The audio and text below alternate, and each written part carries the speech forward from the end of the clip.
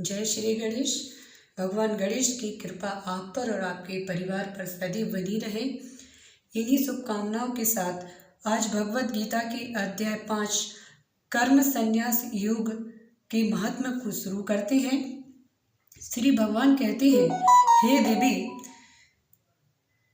आप सब लोगों द्वारा सम्मानित 5वें अध्याय का महात्म्य संक्षेप में बतलाता हूँ, सो सुनिए। मद्र देश में पुरुतकुसपुर नामक एक नगर है।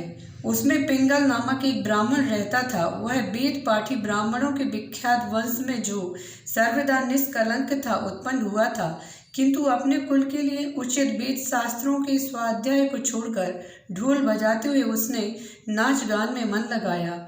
गीत नृत्य और बाजा बजाने की कला में परिश्रम करके पिंगल ने बड़ी प्रसिद्धि प्राप्त कर ली और उसी से उसका राजभवन में भी प्रवेश हो गया।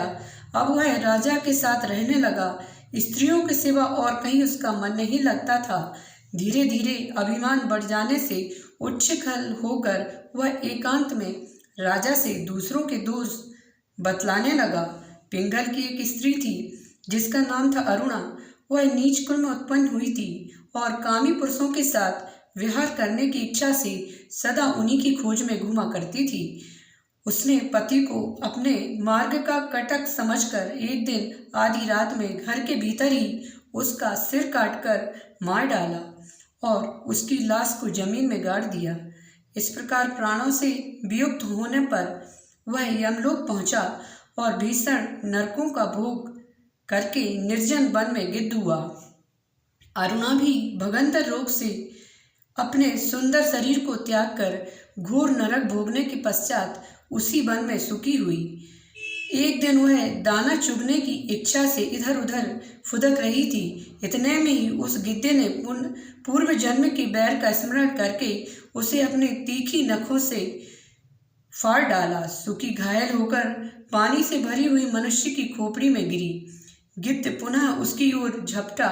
इतने में ही जाल फैलाने वाले बहेलिया ने उसे बाणों का निशाना बनाया। उसकी पुनर्जन्म की पत्नी सुकी उस खोपड़ी के जल में डूबकर प्राण त्याग चुकी थी। फिर वह क्रूर पक्षी भी उसी में गिरकर डूब गया। तब यमराज के दूत उन दोनों को यमराज लोक में ले गए। वहां अपने पूर्वकृत पाप कर्म को याद करके दोनों ही भयभीत हो रहे थे। तदंतर यमराज ने जब उनके घृणित कर्मों पर दृष्टिपात किया तब उन्हें मालूम हुआ कि मृत्यु के समय अकस्मात खोपड़ी के जल में स्नान करने से इन दोनों का पाप नष्ट हो चुका है। तब उन्होंने उन दोनों को मनोवांछित लोक में जाने की आज्ञा दी। यह सुनकर अपने पाप को याद करते हुए वे दोनों बड़े विस्मय में पड़े और पास जाकर धर्मराज के चरणों में प्रणाम करके पूछने लगे, भगवान, हम दोनों ने पूर्व जन्म में अत्यंत घृणित पाप का संचय किया है, फिर हमें मनोवांछित लोकों में भेजने का क्या कारण है, बताइए।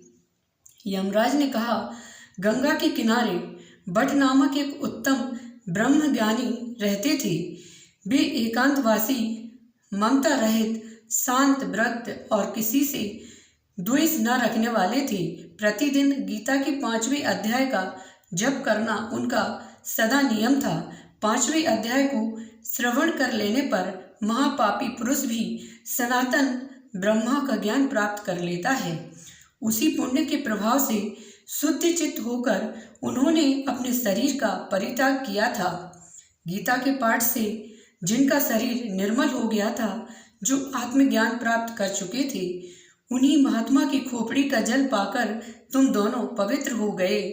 अतः अब तुम दोनों मनोवांछित लोकों को जाओ, क्योंकि गीता के 5वें अध्याय का महत्व तुम दोनों को शुद्ध हो गए हो। श्री भगवान कहते हैं, सबके प्रति समान भाव रखने वाले धर्मराज के द्वारा इस प्रकार समझाए जाने पर दोनों बहुत प्रसन्न हुए और विमान पर बैठकर बैकुंठ धाम को चले गए। अथ 5वां अध्याय। वीडियो यदि अच्छा लगे तो चैनल को सब्सक्राइब करिए, बेल आइकन प्रेस करिए और कमेंट सेक्शन में जय गणेश लिखिए। मिलती हूँ अगले वीडियो में।